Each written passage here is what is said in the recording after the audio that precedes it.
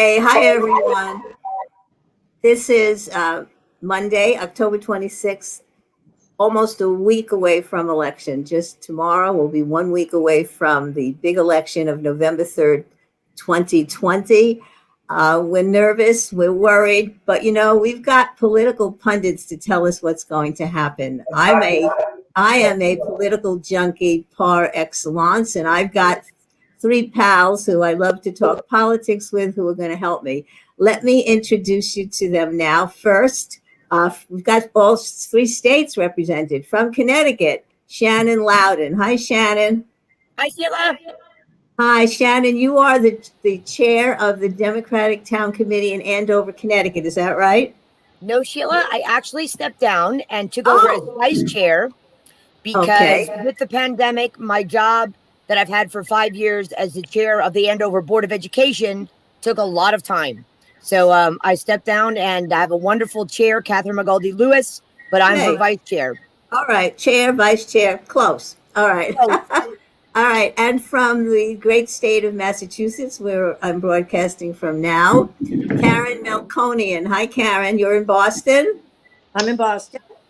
Okay, great. It's good to see you, Karen. Karen is one of my political junkie friends. And finally, from California, he happens to be the celebrated brother of the aforementioned Shannon Loudon, Gregory Loudon from Berkeley, California. Hi, Greg. Hi, Sheila. It's good to be here. Okay, it's fun to have you here.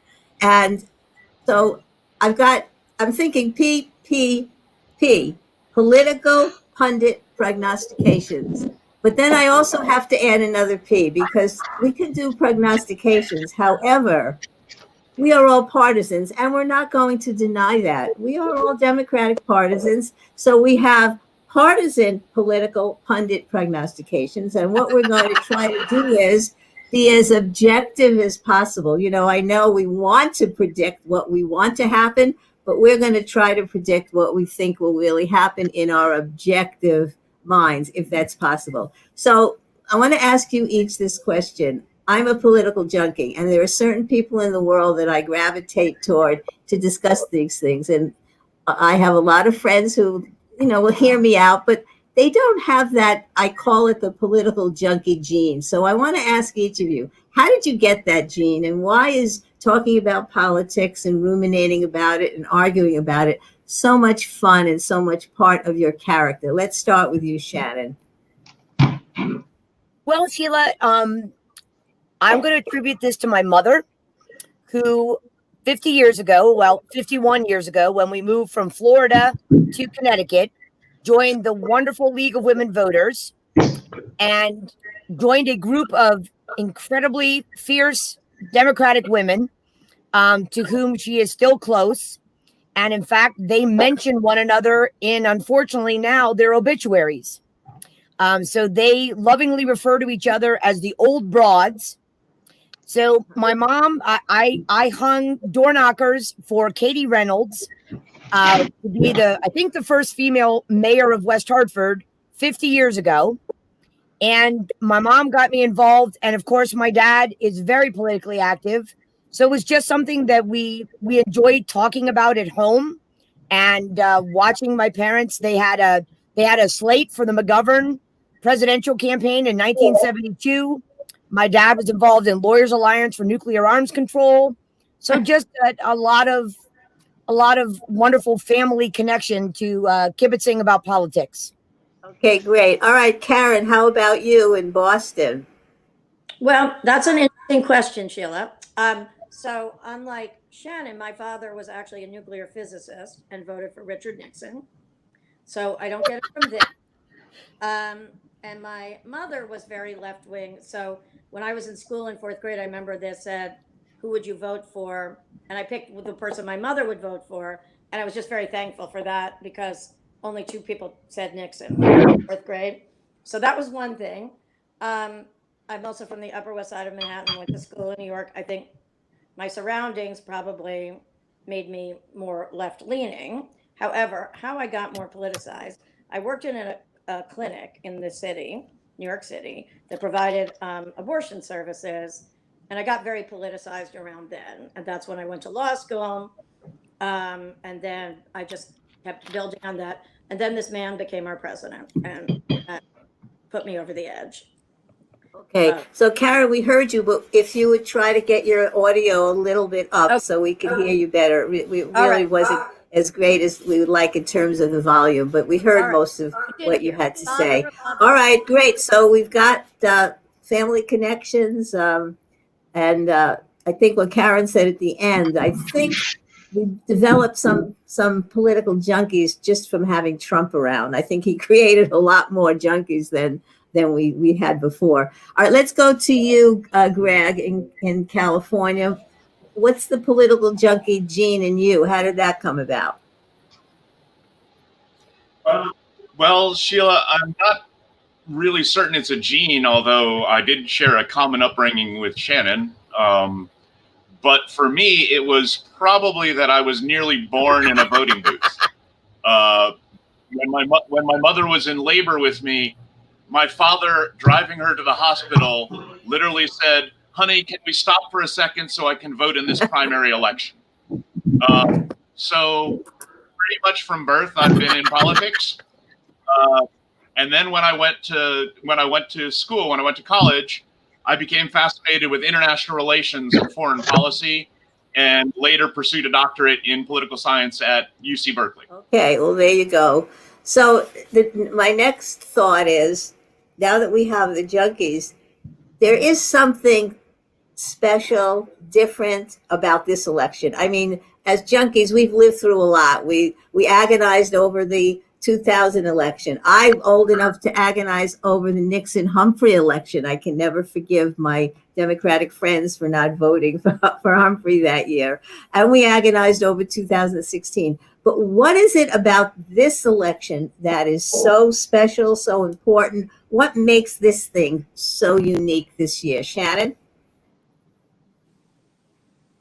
Sheila, I don't think it's overstating it to say that I truly believe that the future of American democracy is on the ballot. That's just the best way to say it. I don't need to say any more than that. I think what number 45 has done to divide this country has been despicable and criminal. And if we don't work in every single one of our towns to elect as many Democrats and people who have empathy and care for one another and want to unite the country, I truly believe that American democracy is on the ballot. Okay. Karen, how about you? What makes this election so unique, important, different, if it is? Can you hear me? I'm trying Yes. to right into my microphone here. I think that, you know, the good, I mean, that the injustices that have always lived with to some degree are front and center. And that's what I'm really hanging on to. I recognize that a lot of the racism and sexism, homophobia was percolating underneath. And it's what started, you know, that's what led to birtherism and Trump being, but Trump is the mouthpiece of all of these people who really live in a way that's contrary to what our country is supposed to be. Not even democracy, but, you know, the melting pot that we're supposed to be. And the injustice is just so much clearer. And what people are willing to sell to get their white privilege, whatever, back is stunning to me. They don't care about, you know, all of the criminal, you know, enterprises or the lying. I think that it's, and I'm very, the injustices are, and the bringing all of that to light is why I think this man needs to go, because these people, this is what this group of people really believes that are following him. And that needs to be stopped. They can have their beliefs, but our country is not built on that. Okay. All right, Greg, how about you? What do you think about this election that makes it so outstanding in history? Well, I think beyond the existential threat to American democracy that Shannon talked about, there's also just existential threats, period. We have not addressed the climate crisis since that 2000 election. I was thinking about it last night about if Al Gore had been elected and if they had fully counted all the votes in Florida, we might have actually addressed the climate crisis in 2000 instead of putting it off for 20 years and having ourselves be much, much farther down the road to really dramatic climate impacts on human society at large. I think Donald Trump, as president, hasn't really evinced any plan other than survival and self-dealing. So I don't have any real expectation that anything will improve on the climate if he's reelected. And we've basically ceded American leadership in the world because of the contempt that he is held in by the vast majority of the world's leaders. So I don't think there's going to be an effective international mechanism to address the global crises we face if he stays in office. Okay. So I listened to all three of you, and I agree with the comments you've made, but it's now October 26th. We are in maybe still the first wave, second wave, third wave. None of you mentioned COVID-19. It is devastating our country. It is taking lives. It's taking our health care away. It's devastating our economy. And the number of cases by the day are going up and up and up, with apparently no end in sight for the foreseeable future. I need you all to talk about the impact of that on our lives and on this election. And again, if you want to do some punditry, how Vice President Biden has handled that issue, and I think making it in a way a centerpiece of the ineptitude, the cruelty, the ignorance, the science denying aspects of Trump. Shannon, you take that question. Well, I love to go first, Sheila. This is a lot of fun. So I absolutely agree with you. You asked, so we answered what was specific about this election. And to me, the crises in our democracy is as important, if not more important, than the issue of the pandemic. And that's not taking anything away from the pandemic. That's just my belief, and why this election, more than any other in my 57 and a half years, is driving me to be involved in 5 campaigns. As far as the pandemic, I truly believe that our president is a murderer. And I don't know what the ramifications of that are going to be after he gets out of office on November 4th. Well, he won't be out until January 20th, 2021. But I truly believe that he knew how critical and how destructive this virus was in January of this year, and claims to have wanted to prevent a panic in the United States by withholding that information from us, thereby causing more than 225,000 Americans to now be dead. And I was hoping that when he himself contracted the coronavirus, that he might in fact become educated and choose to change his tune, wear a mask, promote wearing a mask, according to Dr. Fauci, his own expert, that if we all wore masks, we could save 200,000 lives between now and next February. So I truly believe that he has killed Americans, and that I don't think is punditry. That's just the facts. Okay. All right. Karen, how's your mic doing? We're still having a little trouble hearing you. All right. Can you answer that? Take that question. Okay. Can you hear me though? Yes. All right. I might put my headset on after this particular time. You can hear me though? No, not as well. You need to All right, fix your volume. My microphone. No? Okay. Should I talk? Well, let me go to Greg, and we'll work on work on your mic, and you'll speak up when we get to you. All right. Let's go to Greg for that question, and then we'll go to Karen. Well, I think really in line with what my sister said, there have been a tremendous number of deaths that could have been avoided if we had had an effective national response to the pandemic. We haven't. We have had a patchwork. We have had a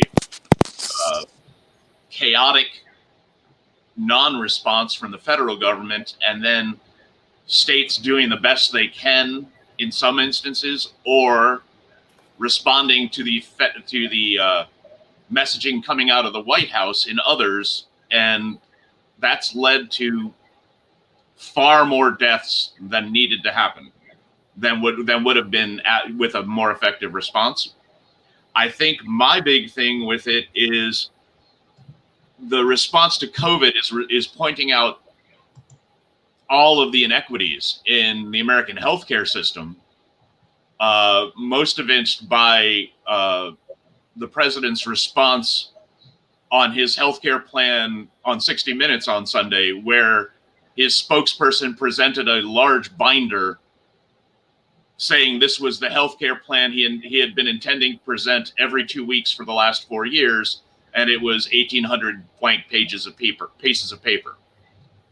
That's been our COVID response, and that's why far more Americans are dead, and far more Americans, I think the thing that's consistently underreported is the long-term health effects of this. Not just the physical effects, but in terms of the impact on our healthcare system, having this many people with what will probably be classified as a pre-existing condition going forward. Okay, thank you. All right, Karen, can we try you now? How can you give us an answer to this question? You did. Go ahead. Okay. Is this better? I have my Yes, headset. go ahead. Okay. So I think that, similar to what Greg said, I think that the pandemic just focuses all of the issues and just puts them right out there and makes them far more stark than all of the amorphous things that have come up in the last 3 years that sometimes take, a research project to figure out why he's wrong, and maybe a level of, interest and understanding rather than listening to his points. So this pandemic, I'm curious, but for this pandemic, would Joe Biden be this close to winning, or have these good poll numbers? Because it does highlight his failure to look at science, his failure to look at the impact on different communities, his failure to address healthcare.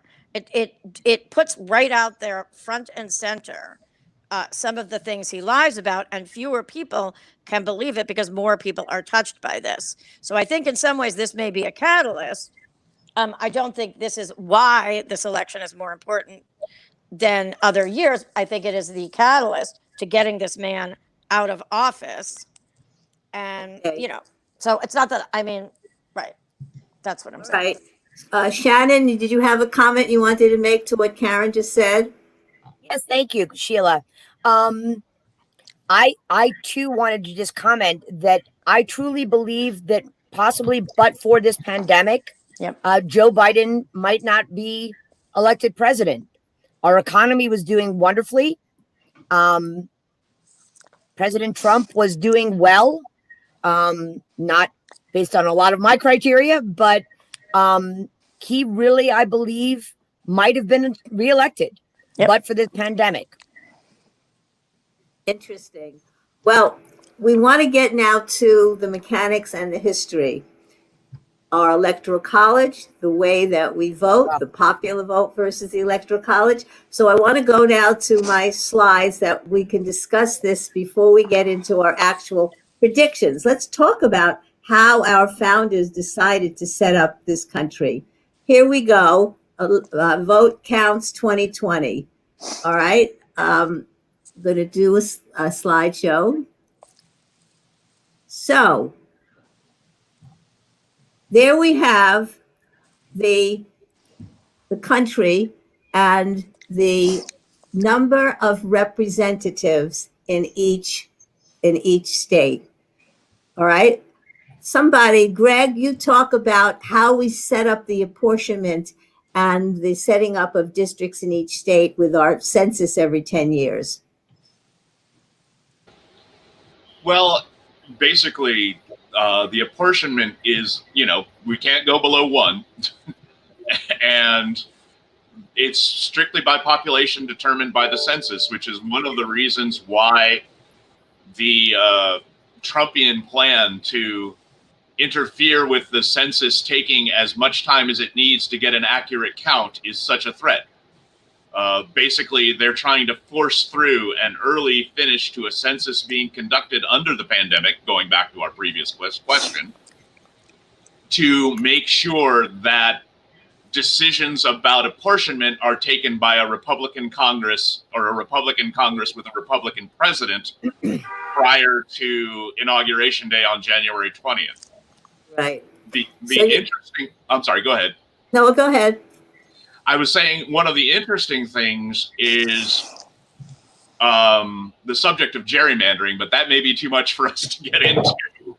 I was gonna comment on that, Gregory, because I think something that really has not been as discussed as I think is critical. I know that President Obama has discussed it, but if we do not win in the majority of as many state legislatures as possible, the redistricting lines after the census numbers will be drawn, as they were unfortunately after 2010, by politicized, hopefully not Republican legislatures. And I really don't think that with all the other stuff going on, I know we have lots of priorities that may be as important, but I don't think that has been as critically discussed, which is the nature of really focusing on our state legislatures and maintaining majorities in Democrats in the legislatures to prevent gerrymandering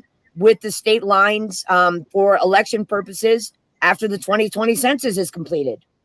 I think that's a great point, Shannon, that more Democrats in the elections tend to vote for the House of Representatives, but because of the way the districts are drawn, we have more Republican seats.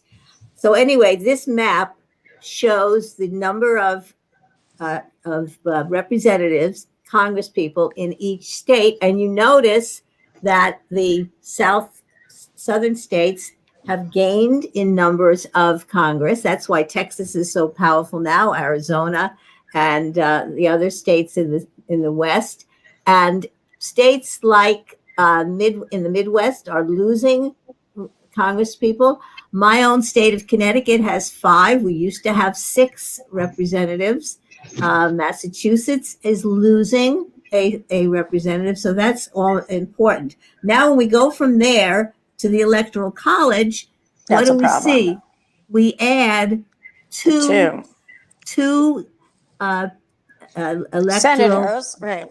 Yes, each state has 2 senators.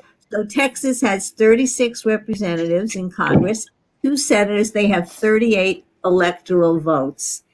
And that electoral college was set up by our founders. I want you to comment on that, Gregory. We do not have a direct democracy in America. The popular vote is only tabulated in each state, but the electoral college rules, and that's why it's been easier for Republicans to gain the White House by having control of so many states. Talk about that, Gregory.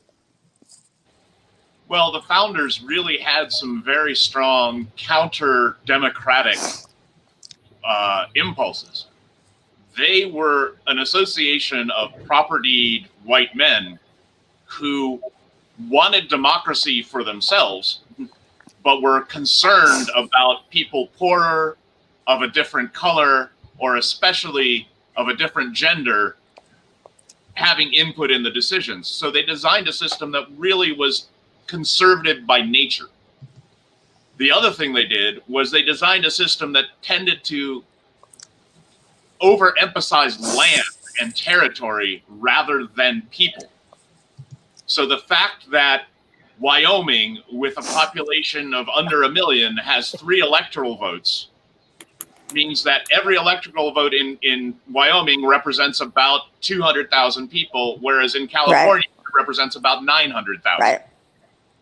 So what we have is, and we've had it over the last 20 years, Republican Party dominating the Electoral College while not winning the majority of the popular vote. That's happened more in the last 20 years than it had in the previous 200. Right. We have to think about one of the things I did want to mention, though, Sheila, on your map, is that Maine and Nebraska actually apportion their votes differently. They apportion one per congressional district and then 2 statewide for the Senates. Right. But I mean, we have to, one of the things that I'm really in favor of is there is the nationwide compact on the popular vote, where states have adopted laws about how their electors will vote based on the national popular vote. And right now it's at about 40% of the electoral votes needed to make it actually work. But essentially, the states are agreeing that they will cast their electoral votes for the winner of the national popular vote as soon as enough electoral votes are present to carry the day. Right. I think how many states, Gregory, if you know, had recently signed on? Because I thought we were at about 30 to 34 states having signed that compact. Am I accurate? Yes, we haven't reached 270 votes yet. I think it's interesting that if that ever really gets to the point where 270 electoral votes are met by the state signing on, that will be challenged constitutionally. I'm sure it will be challenged constitutionally. But I think it's important to figure out and think about how the founding fathers could never have envisioned the unbelievable disparity in population, how a state like California would have so many more people than a state like Montana. They could never have envisioned that and realized how imbalanced it was. When they set up the Electoral College and made that determination that the smaller states should have 2 senators and have a little bit more weight, it made a little bit more sense. It now is, it doesn't make that sense. And the vote in California, Gregory, your vote means almost nothing in California, right? Right. Right? It means almost nothing. All right. Come on, Sheila. Oh, let's go. Oh, I can't go back. I wanted to show the Electoral College. The other thing, Sheila, that I'll just chime in, I What? think that the Electoral College also has been very propped up by the 2-party system. So that I don't believe until the last 20 years, when we had the debacle of 2000, that either major political party was really interested in taking a look at the Electoral College. Right. All right. So I wanted to do your first projections, your first prognostications. Right now, the House of Representatives, it's 435 total, has 232 Democrats, and Republicans, including a Libertarian, have 203. I want you to tell me your prediction for what will happen in the House of Representatives after November 3rd, how many Democrats there will be and how many Republicans. I've already written down my answer. You tell me yours. Shannon, what do you say? I have not paid enough attention to the House of Representatives elections, Sheila. So, I'm going to say 241 Democrats and whatever that remains for the Republicans. We'll pick Okay, up a couple great. seats. All right, so you think the Democrats are going to pick up that's 8 seats, okay? That's 9 seats. 9 seats. All right. How about you, Karen? What do you say? Yeah, I mean, I'm the same. I mean, my focus has been on the Senate. And I Right, think but that, so I think that in the Senate, we are going to pick up, let me count. Oh, no, you have to answer. Oh, Karen, No. you have to answer the House first. Oh, We're the not House? doing the Senate, we're doing the House now. No, yep. All right. So, so I think that the House, I know really, let me ponder for 1 second. I mean, I think it's going to gain a few seats. Not All that right, many. that's okay. Gain a few seats. How about you, Greg? Do you think that the Democrats will gain a few seats? Do you have a number? I would say 235, 200, only a couple. Okay. The House is such a incumbent advantaged institution that it's very rare that you get more than 4 or 5% of the seats changing hands.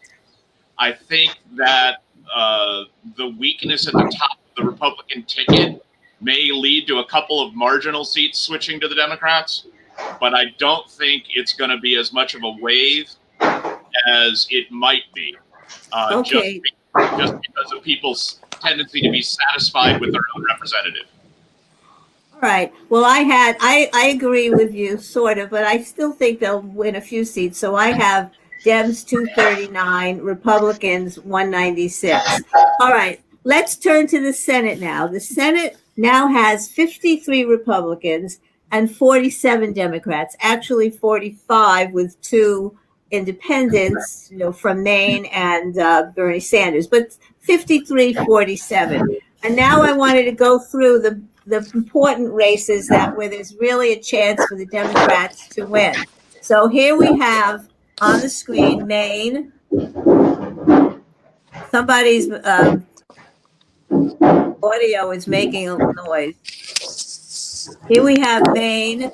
We have the Republican Susan Collins in a fight for her life with Sarah Gideon. Shannon, do you think that Sarah Gideon's going to win? Yes. All right, Greg, what do you say? Yes? 75-25, Gideon wins. Okay, how about you, Karen? I say yes. I think that Susan Collins has made too many missteps, tried to be too middle of the road. And if Trump is going to rig any election place, it's not going to be Maine because he doesn't like her. Okay, I went too far and I lost. You skipped over Cal Cunningham. I can't the go interesting back. Democrat. I know. Let's go back to North Carolina. I'd have to. The slideshow goes only forward. North Carolina. I just did quickly. You saw Tom Tillis, the Republican, and Cal Cunningham, the Democrat. Is Cal Cunningham going to beat Tillis? Shannon. That is a real toughie based on what he has done to himself this past summer. But I'm going to be optimistic and say yes. Okay. What do you say, Greg? 2/3, 1/3, Cunningham wins. Okay. What about you, Karen? Well, I'm going to go with Cunningham winning. Just because I think that's my thing. I don't know what that Yes, is. I think you have to take in care your of your hair, audio. Karen. Yeah, please take what? care of your audio. It's I not think mine. it may be catching in your hair. Oh, that's funny. Okay. It sounds like pots. All right. No. All right. Okay. I think, yes, I think the Cunningham's going to win. And how many times have we overlooked people's affairs? I don't know. Yeah, well, it sounds like Cunningham still has a good shot because even though he had that little problem with its sex calls or whatever it was, the polls have brought him kind of back ahead. So let's hope that he can pull it off. In Georgia, you've got this David Perdue, who is the incumbent, and you've got this John Ossoff running against him. Do you think John Ossoff can pick off Perdue? Greg? I am less sanguine about that than the first 2 races. I think Ossoff is a good middle-of-the-road candidate, and Perdue has not done himself a whole lot of favors in his tenure. It's really going to be a turnout election. If they show up if Democrats show up in Georgia, especially in the suburbs of Atlanta, he could do it. But I would say this one's probably a toss-up for me. Okay. The interesting thing is that Georgia is even looking tight in the presidential race because that's a state that we just automatically take for granted is going to go Republican, but it's very close. And I see that Biden is planning to do some campaigning there. So that's a good sign, and that will help this Ossoff. Well, Okay. I also think that he's going to be helped out, Sheila, by what happened to Abrams. So I think the fact that Stacey Abrams' race was so controversial with her opponent being the Secretary of State and winning, I think that's going to help. And I know she's incredibly motivated to turn out voters in her state. So I give Ossoff a better than 50-50 shot of defeating Purdue. Good. I I'm hope with so. you, Shannon. I agree. Okay, let's go on. So here's a case where you've got this fabulous civil rights attorney, a wonderful guy who happened to win a special election last time because he ran against an awful opponent. And now Doug Jones is fighting for his political life as senator from Alabama. He's got a very kind of popular sports figure named Tom Tuberville running against him. What do you think, Greg? Can Doug Jones hang on? I'm sorry to say, college football is king in Alabama. Yeah. And even though he was the coach of a rival school to the University of Alabama, there is something about that background that is just pushing him over the top. I think especially as, people are looking for any sign of normal life, the sort of appeal of a college football guy in that state is probably just going to be too much to overcome, even though Doug Jones is a wonderful man and a wonderful candidate. I agree with you. Do you agree, Shannon? Sadly, I agree. Sadly, I agree. And my husband did a postdoctoral fellowship at the University of Alabama at Birmingham, and we were very familiar with Doug Jones's opponent. But unfortunately, he's a fantastic candidate, fantastic senator, and I think, unfortunately, Gregory is correct. Football is king in Alabama, no matter whether it's Roll Tide Roll or you're from the University of Auburn. Right. Auburn University, sorry. Yep. All right. Well, maybe if Biden wins, he can give Doug a role in his cabinet. That would there be you good. go. Yeah. And maybe something the good. people will say that they liked him and his votes, and more will come out for him. I would like him to win, so I can't really. I'm not. Okay, let's go. We're not liking here, Karen. We're prognosticating. I know, but it's hard. Even Texas is close in the presidential. Amazingly so. I saw a poll this morning where Biden was ahead like 1 point in Texas. Right. And Cornyn has been there a long time. His smug, self-satisfied, condescending, whatever. And now a great woman, a service woman, MJ Hager, is running against him. Do you think she can pull it off, Greg? Again, it's going to come down to turnout. Yeah. If they can turn out Houston, if they can turn out Dallas, if they can turn out Austin, she may be able to overcome it. I think I would give her a slightly better than 50-50, or a slightly worse than 50-50 chance, simply because Texas is so deep red. It's going to take. I'm worried about a certain level of misogyny in Texas. They have not elected a woman to statewide office since Ann Richards, and so it's gonna be an uphill climb. Yeah. Okay. Well, let's hope. Let's hope that the blue wave is going to be so big that she'll be swept in. But we'll see. Well, Beto O'Rourke is out there. Beto O'Rourke is doing his best. Right. Beto's out there. Right. Well, here's one where he's the only, other than Doug Jones, Gary Peters seems to be the only Democratic incumbent senator who is on the margins of maybe not making it, although he's hanging on to a small lead, and Michigan in the polls is going for Biden with a little lead. What do you think about Gary Peters holding on to his seat against a John James, who happened to have lost last time to Debbie Stabenow, who's the other senator from Michigan who beat the guy? Greg, what do you think? Is John James going to beat Gary Peters, or will Peters hang on? I think Peters is fairly safe. I would put Peter's chances at 80% of hanging on to that seat. I don't think James is a strong enough candidate and his views are rather extreme on a lot of issues. I don't think the appeal of his being African American will be strong enough to overcome that. All right. Do you agree, Shannon?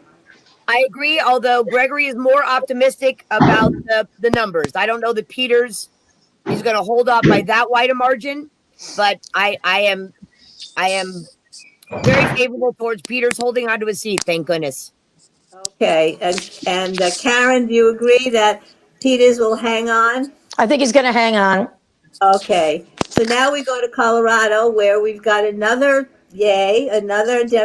Republican in trouble, Cory Gardner, and running against him is the ex-governor of Colorado, John Hickenlooper, who started to run for president, but then dropped out, and they convinced him to run for the Senate. So what's going to happen? Is Hickenlooper going to win? It looks like the polls are in his favor. Does anybody disagree that Hickenlooper is going to do it? He's going to win. He's going to win. He's going to win. All right. Did they pull the money away from him? Is that the one? No, they pulled the money away from Jamie Harrison because he raised so much he doesn't need anymore. Or was it? I thought they did it from Bullock. One of these two they thought was so safe. Well, I think we all agree that Hickenlooper should defeat Cory Gardner.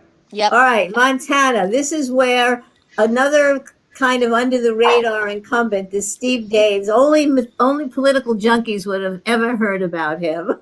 And he's running against, again, the ex-governor who also was running for president and dropped out, convinced him to run. But that race is very, very tight, and Montana is very, very red. So, Greg, what do you say? Is Bullock going to beat Daines and make it, or what? Another uphill climb. I think the deep redness of Montana is going to be really hard to overcome. Bullock is popular. He's a popular ex-governor, but I think the real question with Montana, and this is going to be a question for all of the northern tier states, is the huge COVID spike that they all experienced starting about a month ago. It's going to be interesting to see if that can be translated into support at the polls for people who are more concerned with COVID. In other words, Democrats. Right. I think the redness of Montana is still going to be a little too much to overcome, but it's going to be tight. I think as important there is going to be to get out the vote effort, because our sister-in-law's sister resides in Montana. They just got 12 inches of snow, and it is minus 12 without the wind chill. Wow. So it's going to be a question, I think, of, I don't know whether absentee balloting is occurring in Montana, but it really, as in every state right now, is going to be a GOTV question. Right. Karen, do you think, yes or no, Steve Bullock can do it? Yes, he can. He has better name recognition. Well, very optimistic. Okay. All right, Arizona, another one where Martha McSally was never elected to the seat.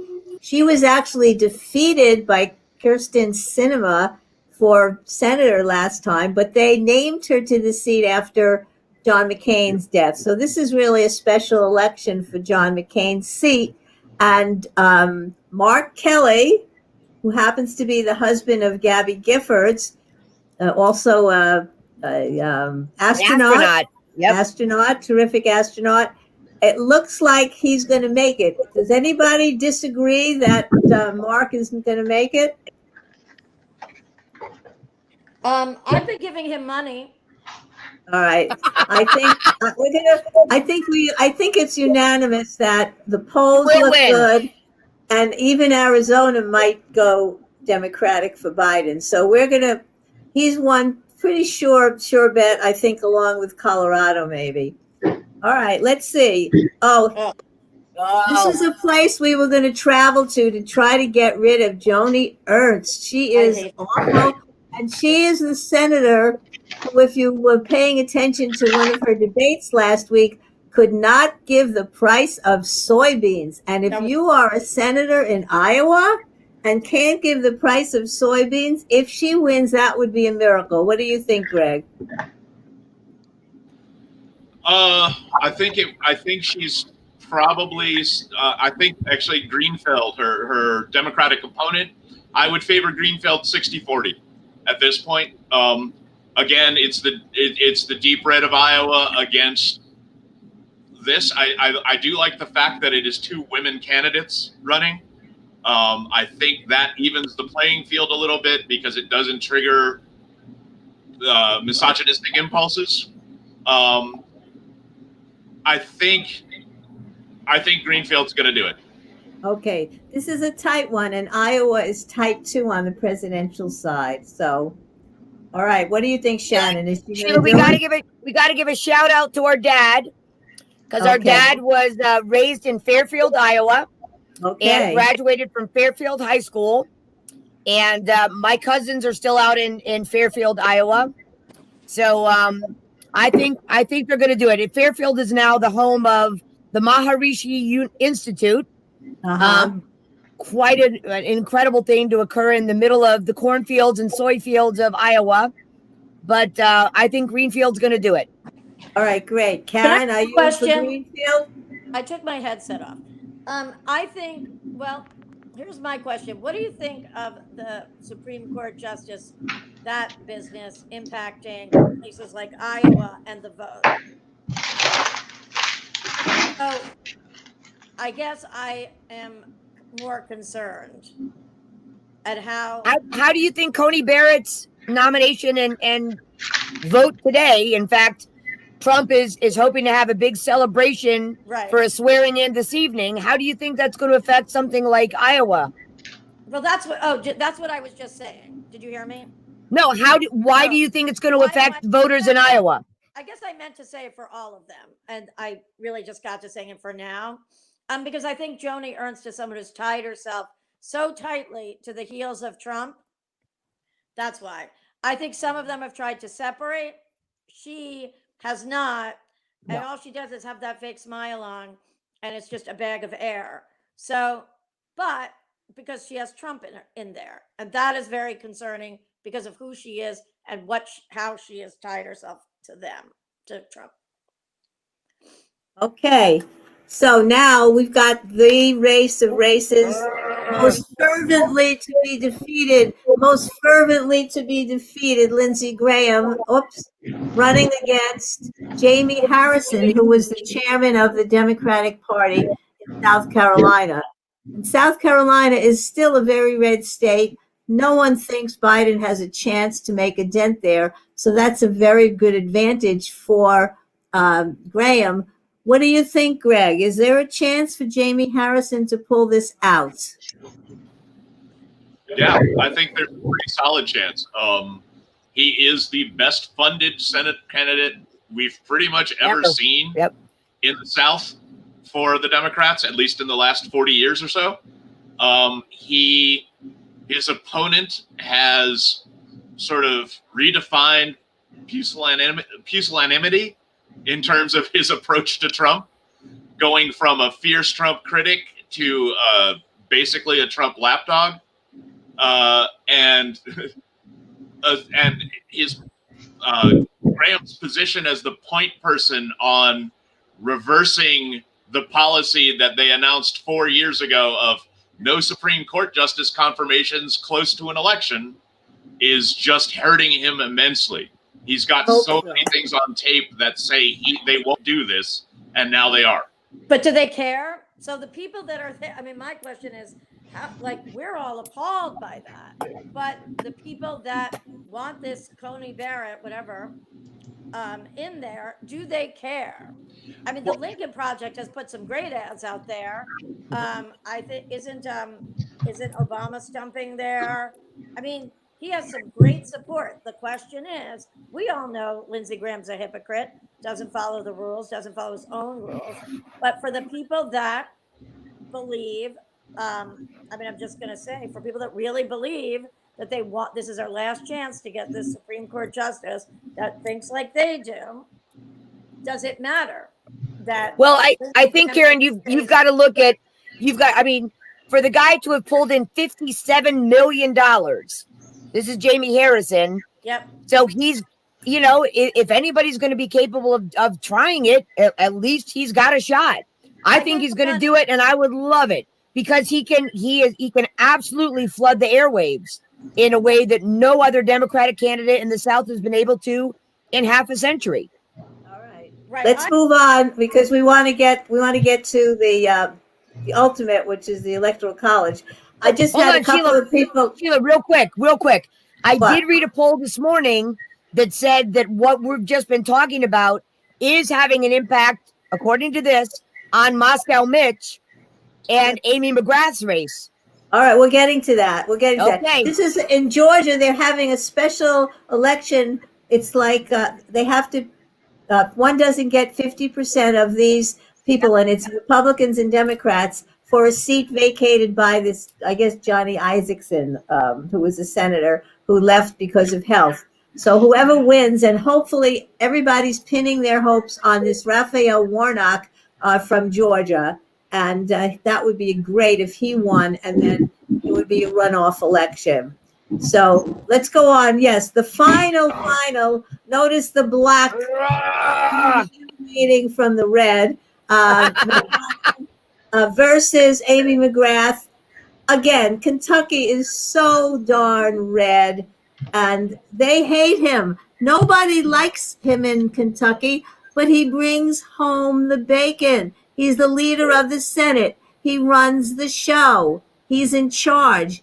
Why doesn't everyone in Kentucky like that, no matter what else? So because it harms them. I'm skeptical. If you think he's going to lose, Greg, say yes. Will McConnell lose? No. No, I don't think. Very sad to say. I think she's terrific, but don't forget she ran for Congress and lost last time. Didn't make that race. What do you think, Shannon? Yes or no? Unfortunately, I think Amy is going to lose. So anytime that I've been asked for money for her, I have not donated. But I will say that I do believe that Moscow Mitch is laughing during their debate and is pushing forward the Barrett nomination could have an effect. If anything could do it, those two things in the last week could topple him over. Yeah. I pray to God that happens. But what about That the state and of not having not putting on the floor a virus package. Well, a hold COVID on. package. Not only that, Sheila, and I want to get this on the record here because I was on a telephone call the other night with Congressman Larson. More than 400 bills have been passed out of the House of Representatives, Right. 340 of which were bipartisan bills. And Moscow Mitch took up not a single one of them on the Senate floor. That's Right. just unconscionable. Right. Unconscionable. 78 bills passed by his Senate. All right, we got to go on. So now it's time for your prognostications. There are now 53 Republicans and 47 Dems. What is the allocation going to be? Just give me the numbers, Shannon. I Democrats. didn't add them up, Sheila. So I got to add them up, but I think we gain, let's say, 6 or 7 seats in the Senate. All right, I you didn't come add up up with all a my number. prognostications. Sorry about that, buddy. Greg, give me a number. You got a number for Dems and a number for Republicans? Tighter than that. 51-49 Democratic. 51-49. And that's Greg. And Karen, what are your numbers? I'm adding only 4. I think I'm the same as Greg. 51-49 for Karen. Yep. Ooh. Why'd you have to put that photo up there, Sheila? We're getting to the Electoral College. I'm going to pass him by. I have 54-46. I'm more optimistic than you guys. I think that Hickenlooper, Kelly, Ossoff, Harrison, Cunningham, Greenfield, Gideon will win. Whatever. So I want to get to the Electoral College. Here he is, and here's our guy with a nice blue halo. And now I want to get to the Electoral College, and I want to show the Electoral College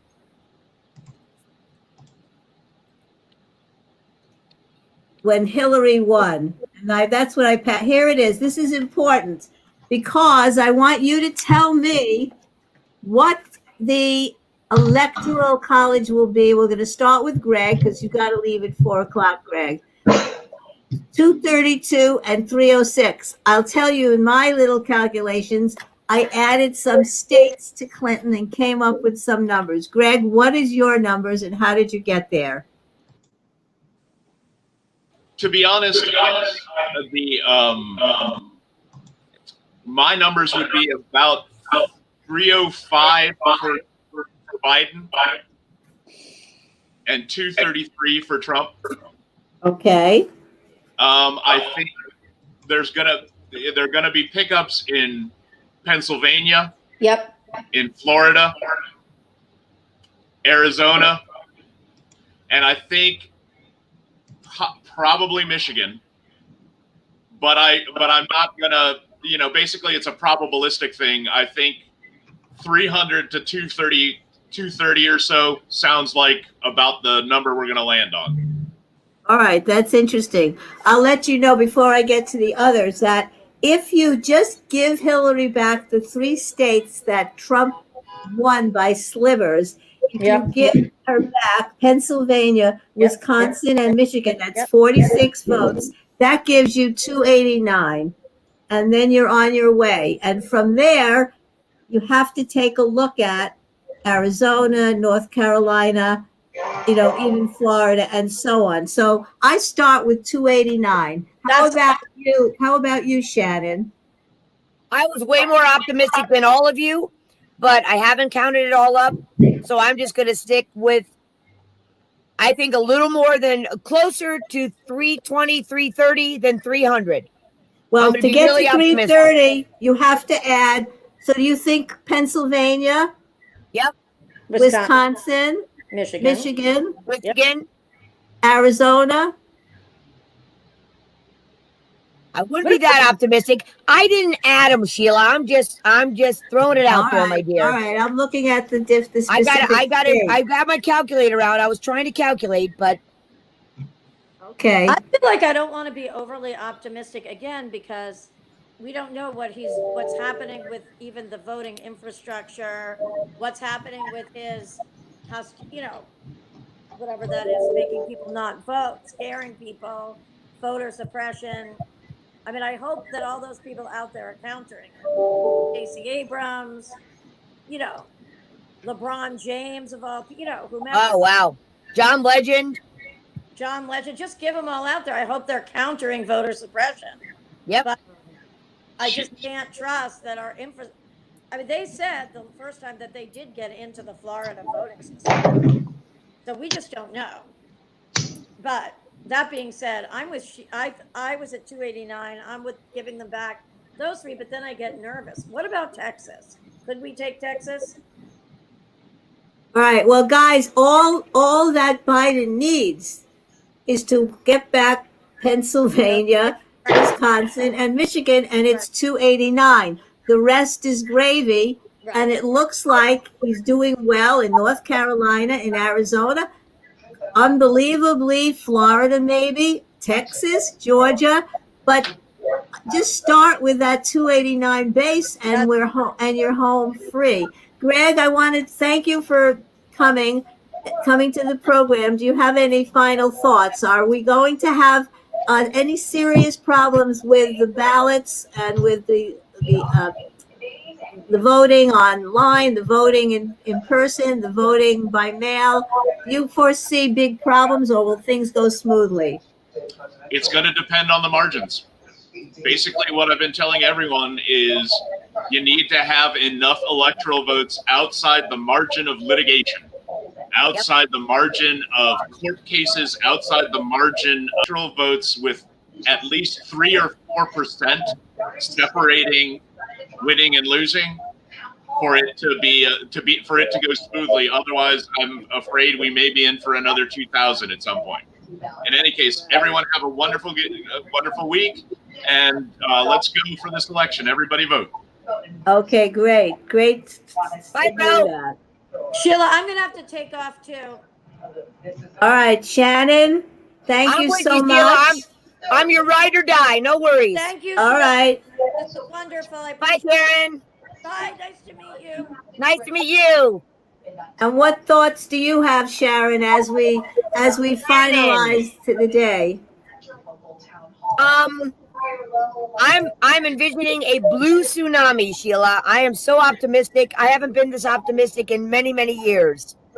My one concern is that there may be some violence on election day. I'm very concerned about that. Just based on all that I've seen at the rallies and how President Trump incites violence, and I'm very concerned about that.